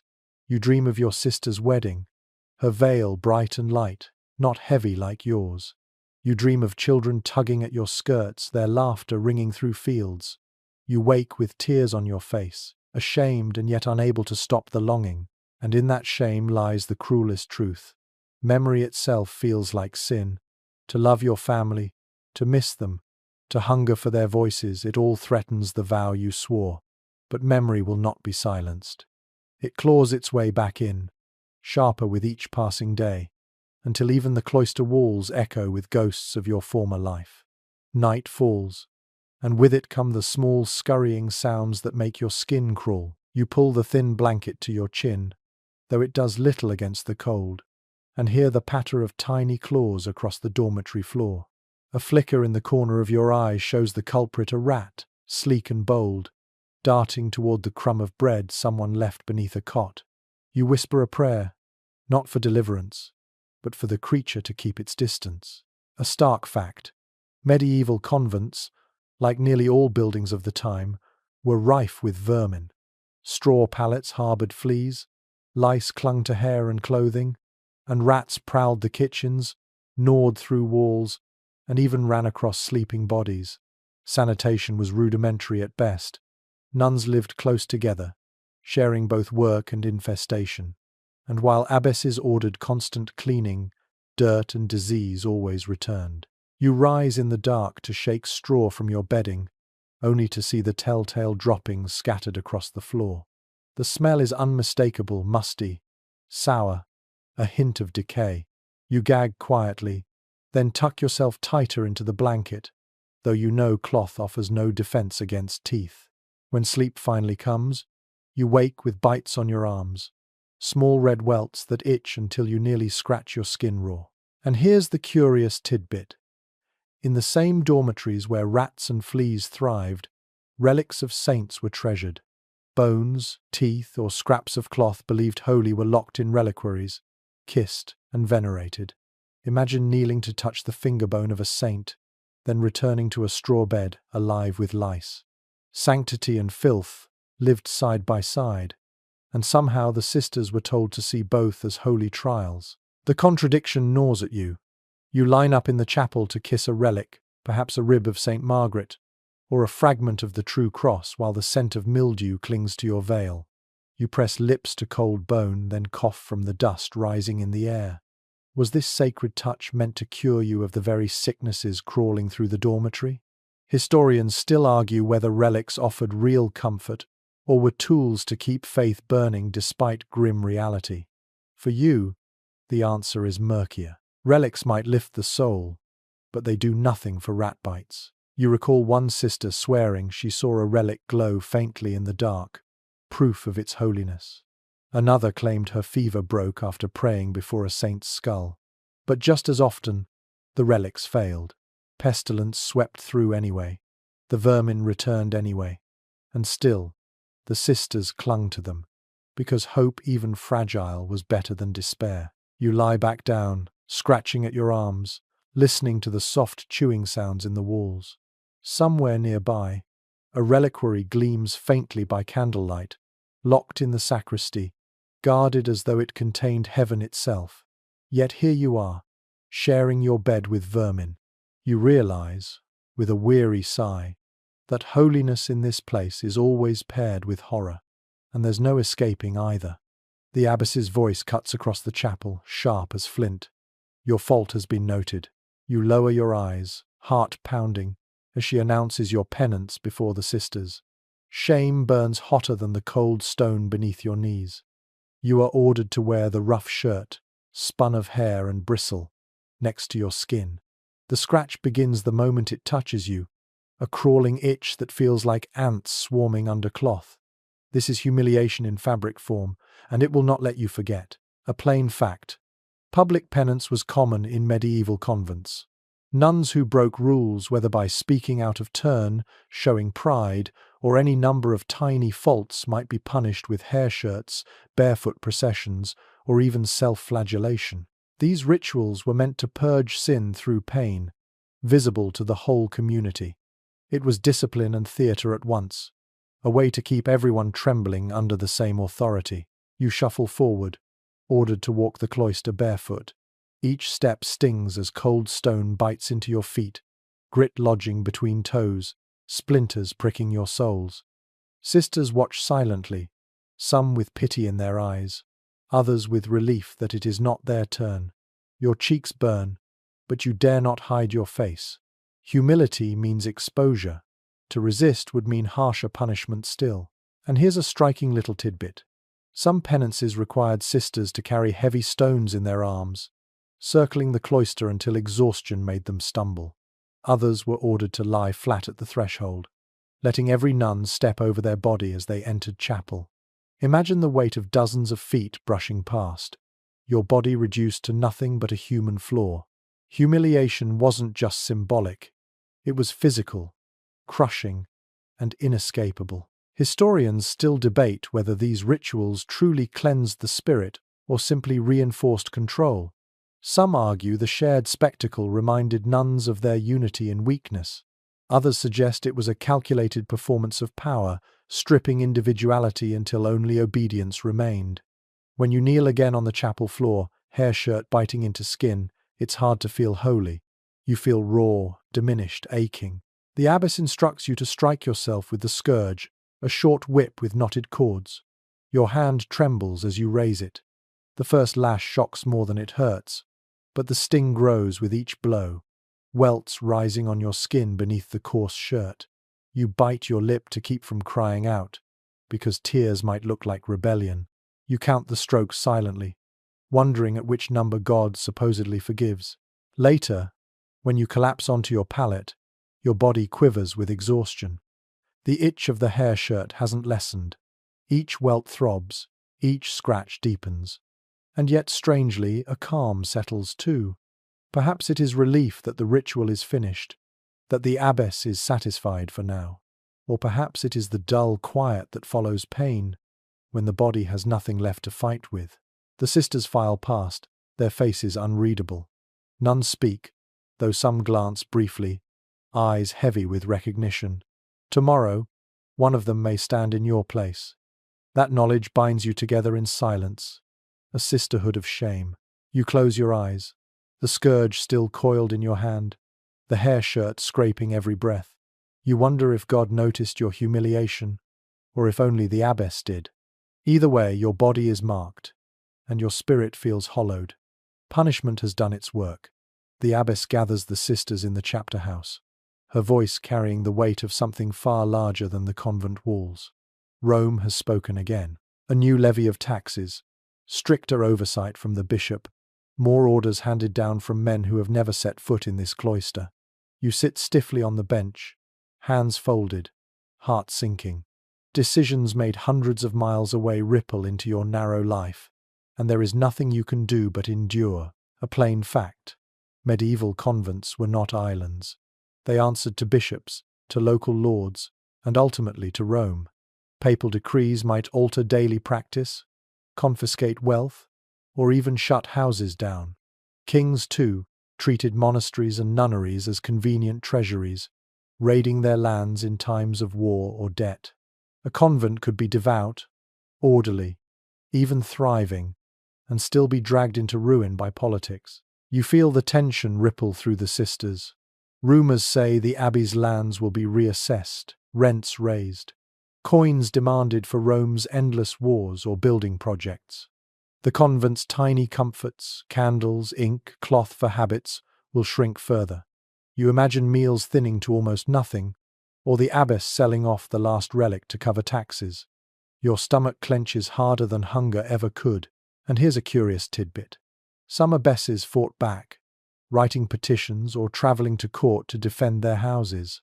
There are records of women negotiating with kings, standing toe-to-toe with bishops, even refusing soldiers entry at their gates. Imagine the sight: a veiled woman, unarmed, defying armoured men because she believed her convent's survival was worth the risk. Not every abbess bowed quietly. Still, you know defiance is rare. More often, wealthier abbeys tighten control over poorer sisters, cutting rations, lengthening fasts, selling what little comfort remains. Historians argue over whether the convent was empowered by its connection to the church hierarchy or crippled by it. For the nun scrubbing floors, It hardly feels like empowerment when Rome demands coins that don't exist. The abbess announces new austerities with a solemn voice. More fasting, fewer candles lit, stricter penances to remind everyone that suffering is holy. You bite the inside of your cheek, because you suspect the truth that suffering is cheaper than bread. You lower your eyes, pretending humility, while anger coils in your chest. Later, you hear whispers in the dormitory. Sisters wonder aloud whether God's will truly requires Rome's taxes, whether bishops even care what becomes of starving women behind these walls. The whispers are soft, dangerous. You hush them quickly, because questions like that can lead to punishment or worse, charges of heresy. But the doubt lingers. You dream that night of coins falling like hail, clattering across stone floors, each one striking like a bell. You wake with the sound still in your ears, the taste of bitterness sharp on your tongue. Rome feels very far away, and yet its grip is tighter than the abbess's hand. You realize that your vows did not only bind you to God, they bound you to powers you'll never see, to decisions made by men who will never scrub a floor or starve over a bowl of pottage. And in that realization lies a colder truth. Your suffering is not just holy discipline. It is politics. It is economics. It is power reaching through walls you thought were sacred. The abbey is not only God's house, it is Rome's purse. The bell rings frantically, not for prayer but for dread. You stumble into the courtyard where faces are pale as chalk, sisters murmuring psalms under their breath. A pilgrim had arrived 2 days ago, coughing, fevered, clutching the chapel steps. Now the cough spreads through the dormitory like wildfire. The Black Death has come, and your cloister walls mean nothing against it. A stark fact. When plague swept England in the 14th century, convents were not spared. Some houses lost half their sisters, others nearly all. The vow of enclosure trapped women together, in close quarters, where sickness spread swiftly. Records describe convents abandoned, chapels echoing with silence, after death emptied them. Those who survived often did so by tending the dying until their own bodies succumbed. You hold a bucket of vinegar-soaked cloths, the smell biting your nose. The infirmary is overflowing, straw pallets crammed so close you can barely step between them. Sisters lie gasping, skin mottled with black swellings, mouths foaming, eyes glazed. Their groans blend into one terrible chorus, punctuated by sudden silence when another voice fails. You kneel, pressing the cloth to a sister's forehead, though you know it will do nothing. Still, you must try. And here's a chilling tidbit. Some convents believed fumigating the air might drive out plague. Herbs like rosemary or juniper were burned in great piles, filling the cloister with choking smoke. Imagine coughing from the fumes, while still believing the haze might keep death from breathing down your neck. Others carried little pouches of herbs tied around their necks, charms against contagion. You work until your arms shake, hauling water, wiping sweat, whispering prayers into ears that may not hear. One sister claws at you in her fever, begging to be confessed before the end.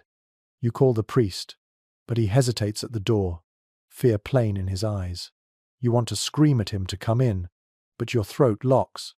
Instead, you kneel, listening to her last rasping breath, hoping God accepts a confession whispered only to silence.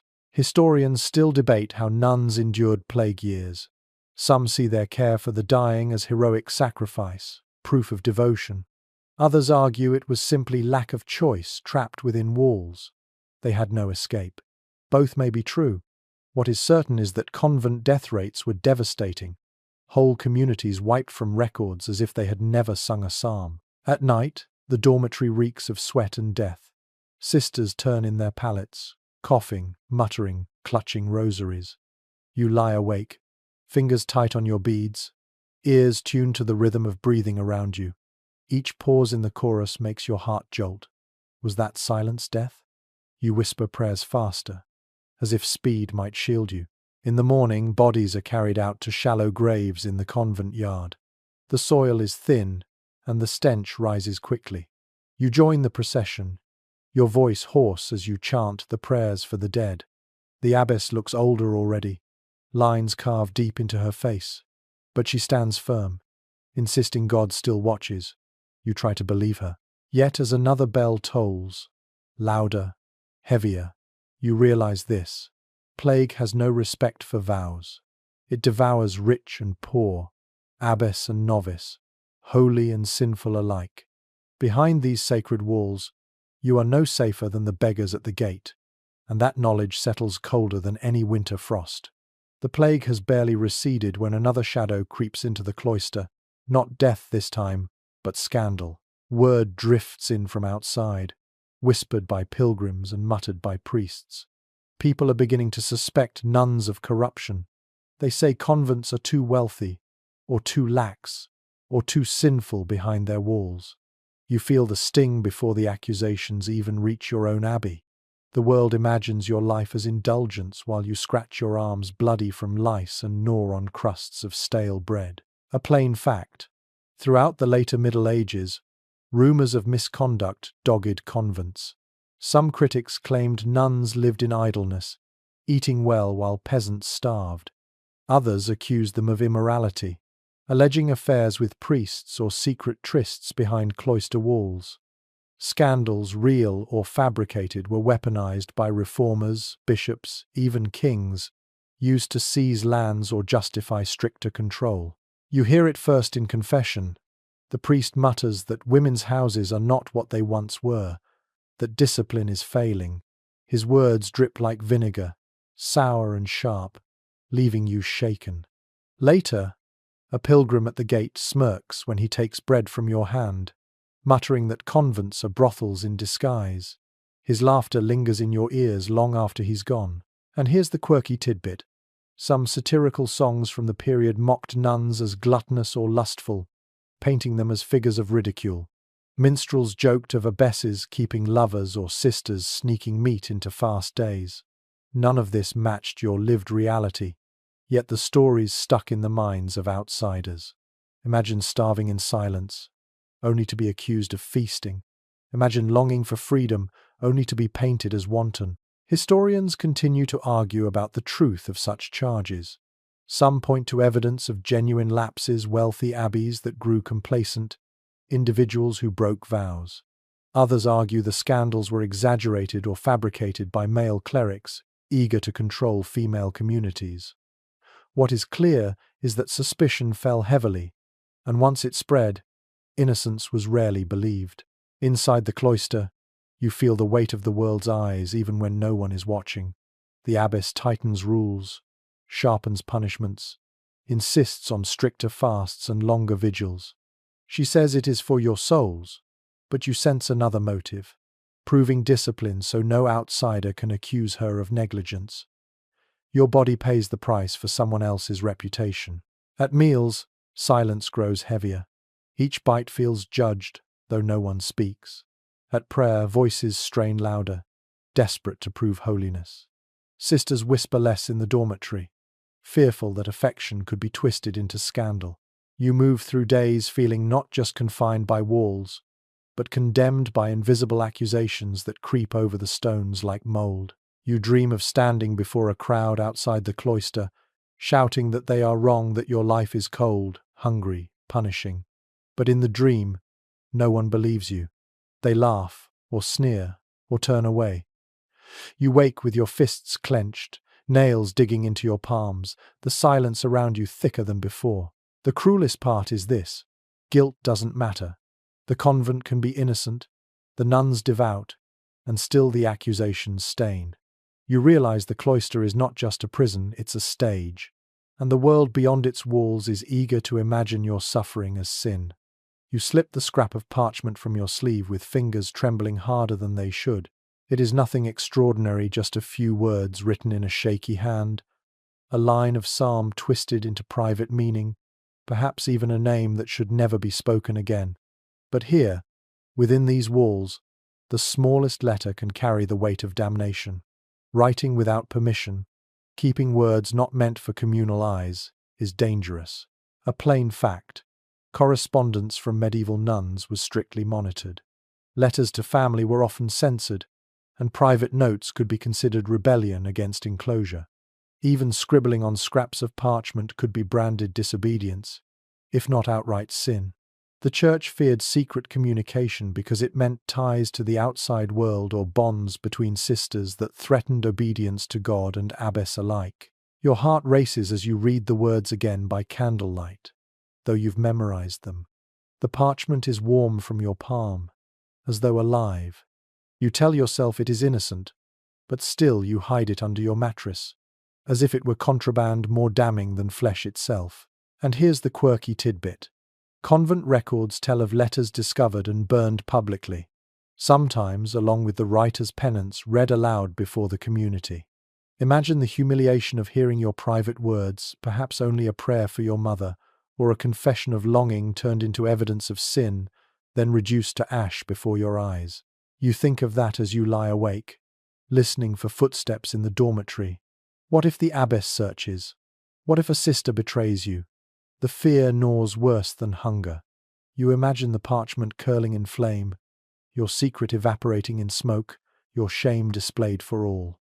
Historians still puzzle over the nature of these hidden writings.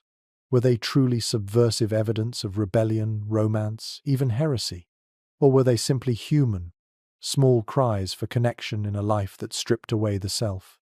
The truth is hard to pin down, but the fragments that survive suggest women reaching out for something beyond the rigid walls. You tuck the scrap deeper, promising yourself to burn it before anyone discovers. Yet when dawn comes, you cannot bring yourself to do it. The words are all, you have proof that your thoughts are still your own, that you can still write something the abbess has not ordered, that your soul still whispers in ink, even if your voice has been silenced. Later, during chapter, the abbess warns darkly of disobedience, of sisters who keep secrets, of words that lead to ruin. Her gaze sweeps across the hall, and you feel it pierce through cloth and skin, straight to the parchment hidden in your palate. Your pulse hammers, but you lower your eyes, pretending calm. The scrap burns against your memory, more dangerous for being unseen. That night, as the candle gutters low, you hold it again in your palm. You imagine it turning to ash, smoke curling into the rafters. But your hand will not drop it to the flame. You slip it back under straw, heartbeat steadying only when it is hidden once more. The risk remains, sharp and real, but so does the fragile comfort, proof that not every thought has been stolen. The chapel is hushed, but your mind is anything but still. You kneel on the hard stone, lips moving over psalms, yet each word drifts like smoke gone before it can take shape. Doubt has crept in, quiet and relentless. You wonder whether the prayers rise anywhere at all, or if they simply vanish into the rafters, swallowed by wood and dust. A plain fact, doubt was both inevitable and perilous in medieval convents. The Church taught that questioning faith was itself a sin, a crack through which the devil could enter. Manuals warned abbesses to watch for sisters who seemed distracted, melancholy, or reluctant at prayer. Doubt could lead to penance, stricter fasting, even accusations of heresy if spoken aloud. Yet human minds wander. Even the most devout faltered in silence. Your own thoughts betray you. You recall a childhood moment standing under a wide sky, watching clouds drift freely. No walls then, no bells, no endless chants. You remember how the world felt vast and alive. Now the sky is framed by cloister arches, the clouds mere paintings overhead. You wonder, did you lose God when you lost the world? Or was God never in the cloister to begin with? And here's the quirky tidbit. Some convent records describe sisters who confessed doubts in dramatic fashion, crying out mid-service, claiming they heard only silence when they prayed. Others scratched words of uncertainty into margins of their books, tiny carved questions that later readers puzzled over. Even in places meant to silence doubt, it leaked through in ink and whispers. Historians remain divided on how common such crises were. Some argue they were rare, that most nuns accepted their lot with quiet faith. Others suggest doubt was constant, but carefully hidden, erased by abbesses eager to keep discipline intact. The surviving scraps, marginal notes, sudden confessions Cryptic visions hint at a struggle that official records tried to bury. You kneel longer, knees aching, head bowed, and the psalms blur. Your lips move, but inside you ask different questions. Why does hunger feel sharper than holiness? Why does silence echo louder than God's voice? Why do your memories of family feel warmer than all the relics and candles combined? You press your rosary beads hard into your palm, as if pain might drown the thoughts. The abbess's gaze brushes over you, sharp and searching. You bow deeper, hiding your eyes, terrified she might sense your wavering. Doubt is invisible, but in this place, it feels like it leaves a stain others can smell. You whisper louder, trying to bury the questions under layers of sound. But the doubts linger, quiet as breath, refusing to be silenced. That night, lying awake, you stare at the beams above and think of silence. Not the enforced quiet of the cloister, but the silence that comes when you pray, and nothing answers. It stretches wide, heavier than stone, colder than any winter. You tell yourself faith is endurance, that God's silence is a test. But another voice whispers, perhaps silence is all there is. And that thought chills you more than the draft creeping under your blanket. Because if silence is all there is, then every bell, every chant, every lash and fast and vow has been nothing but an echo. The abbess's voice is sharp, almost gleeful, as she announces the sentence. A sister has been expelled. No explanation is given. Though the whispers had already begun, she was too friendly with another nun. She muttered doubts during confession. She hid letters in her mattress. Whatever the truth, her name is no longer spoken. Her presence, once solid in the dormitory and the choir, is erased as if she never existed. A plain fact. Excommunication or expulsion from a convent was one of the harshest punishments a nun could face. It meant not only removal from the community, but also the loss of salvation in the eyes of the church. To be cast out was to be damned publicly, both in body and in soul. For a woman who had given up family, property, and identity, it was annihilation. You stand in the chapel as the ritual unfolds. The sister kneels, stripped of her veil, her hair uneven from hurried cutting. She weeps silently, though her back remains straight. The abbess recites formal words, each one like a knife. She is no longer of you, no longer of Christ, no longer of this house. You clutch your rosary tighter, feeling your palms sweat. And here's the grim little tidbit. Some expulsions were staged as public dramas. A nun might be forced to lie prostrate at the chapel threshold while others stepped over her, a living symbol of disgrace. Others were sent away barefoot, habits torn, left at the convent gate with nothing. Imagine being cast into the world after years of enclosure, with no family waiting, no dowry, no name that mattered anymore. Historians still argue over how frequent such punishments were. Some suggest they were rare, reserved for extreme cases, while others believe abbesses wielded expulsion as a tool of control, ensuring obedience through fear. Surviving records are fragmentary, some sanitized by abbeys keen to hide shame, others exaggerated by reformers eager to paint convents as corrupt. The truth likely lies between, but the fear was real. The expelled sister rises, face pale, eyes hollow. She does not look at you, though you long to meet her gaze, to offer some silent solidarity. But you don't dare. To acknowledge her is to risk sharing her fate. She walks to the doors, steps slow, each one echoing like a tolling bell. When the heavy wood closes behind her, the silence in the chapel is suffocating. That night, the dormitory feels emptier. Her pallet is stripped bare, straw scattered like remnants of a vanished life. You find yourself listening for her breathing, the small rhythm you'd grown used to. Instead, there is only absence, a hollow where presence used to be. You wonder where she is now, wandering hungry roads, shunned by family, whispered about in towns. Worse still, you wonder if she herself believes the abbess's words, if she has accepted that her soul is lost. You lie awake, heart pounding, and realize how fragile your own place is. One misstep, one whispered doubt, one too close friendship, and you too could be erased. Expulsion is more terrifying than death, because death still promises heaven. Expulsion leaves you alive, but condemned.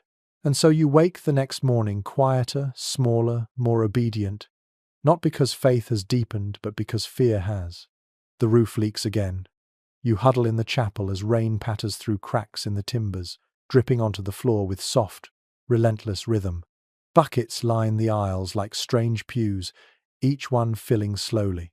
The stone walls are streaked with damp, plaster crumbling, paint peeling from once bright saints whose faces now look more like ghosts. The abbey is crumbling, and no prayer can hold it up.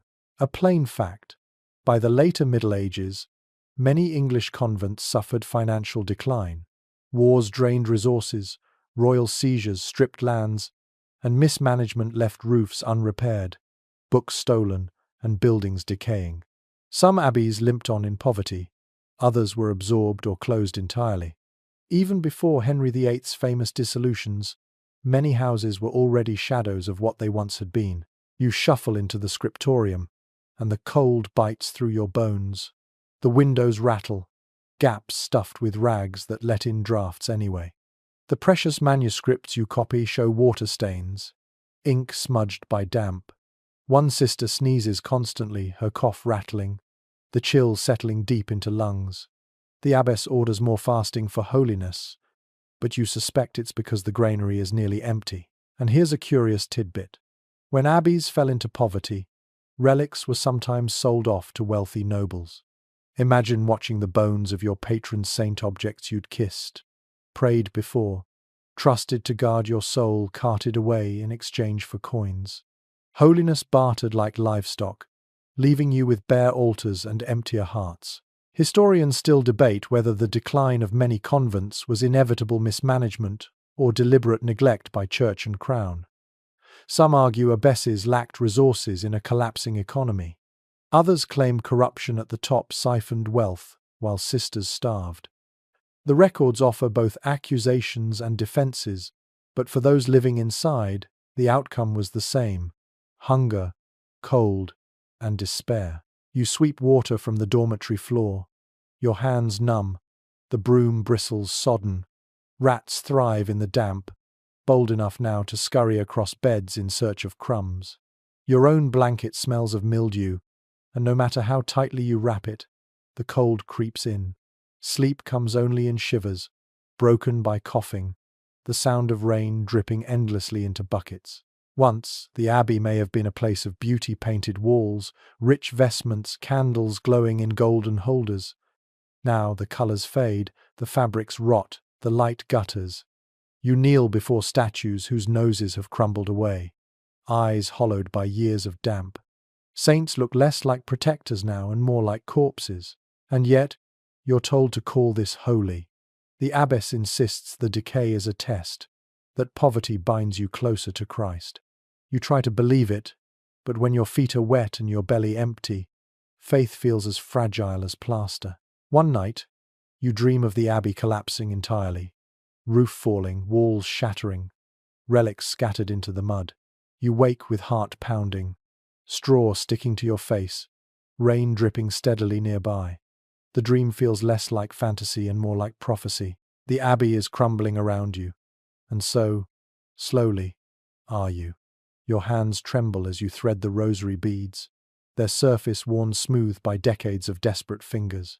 Your back is bent, joints stiff, teeth few.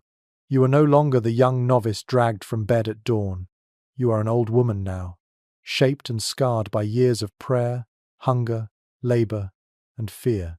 The cloister has swallowed your youth, and all that remains is this dim twilight of your life.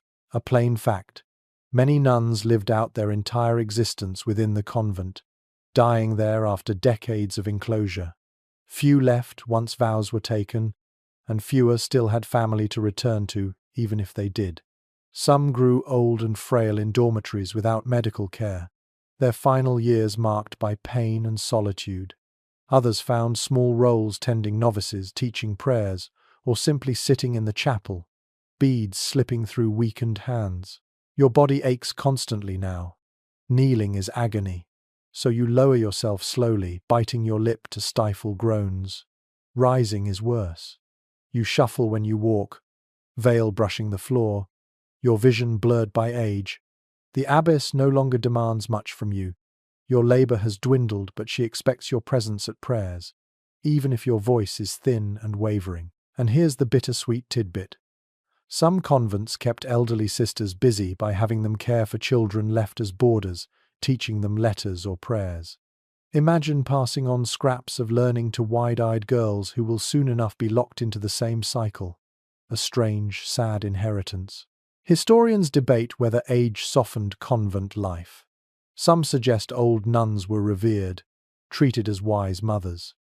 Others insist they were neglected, their frailty seen as burden, their slow pace resented by younger sisters.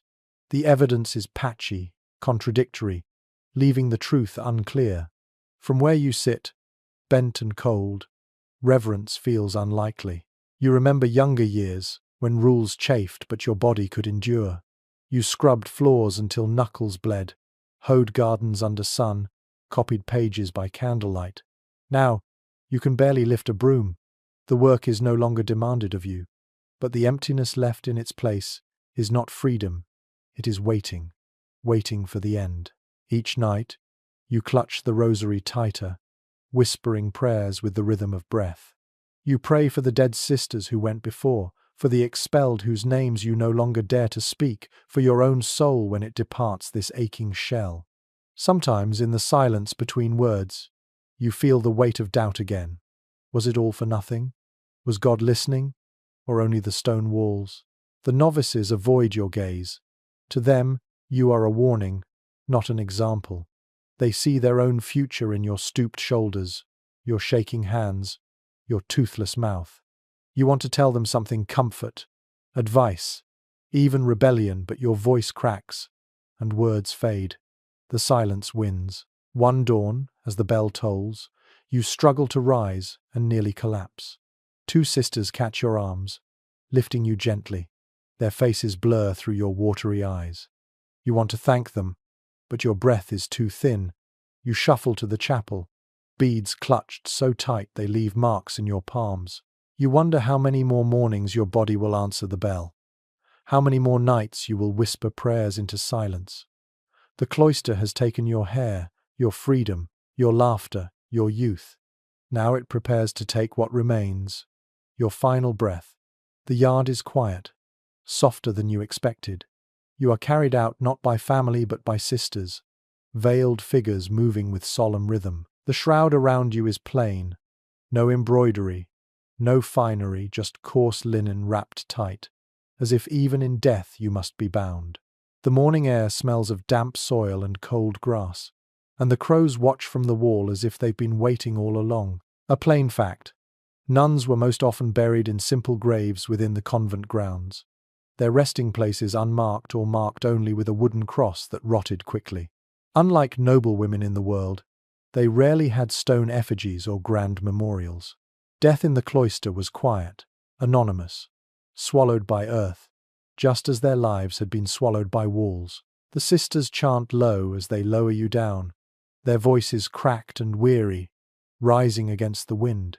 You imagine the sound carrying upward, but more likely it vanishes into the trees, joining the countless other voices that once prayed here. The soil is damp, clinging to the spades as they shovel it over you, each thud muffled, heavy, final. And here's a haunting tidbit. Archaeologists have uncovered convent graveyards where bones lie in crowded layers, stacked over one another with little ceremony.